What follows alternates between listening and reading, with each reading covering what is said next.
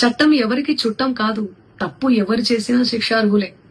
ఈ micro finance అనే పదమే నాకు తెలియదు.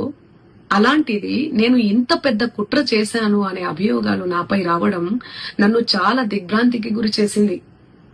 నన్ను ఆదరిస్తున్న తెలుగు కుటుంబ సభ్యులకు మళ్లీ చెప్తున్నా, మీ మంగ్లీ ఎలాంటి తప్పు చేయలేదు. ఈ కేసుకు నాకు ఎలాంటి సంబంధమూ లేదు. అబద్ధాన్ని అబద్ధమని చెప్పి ఇంత గొంతు చింపుకొని చెప్తున్నా కూడా నాపై బురద చల్లడం ఆగడమే లేదు. అందుకే ప్రతి చేతిలో ఉన్న మొబైల్ కు, రిమోట్ కు నా మొర చెప్పుకుంటున్నాను.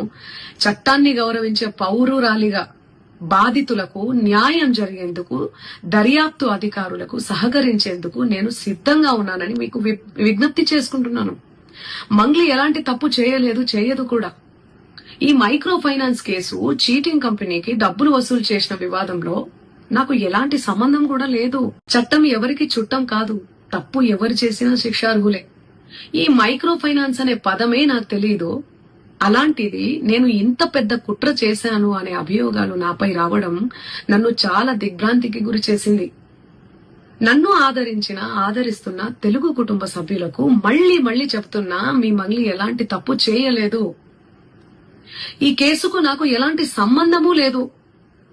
అబద్ధాన్ని అబద్ధమని చెప్పి ఇంత గొంతు చింపుకొని చెప్తున్నా కూడా నాపై బురద చల్లడం ఆగడమే లేదు. అందుకే ప్రతి చేతిలో ఉన్న మొబైల్ కు, రిమోట్ కు నా మొర చెప్పుకుంటున్నాను.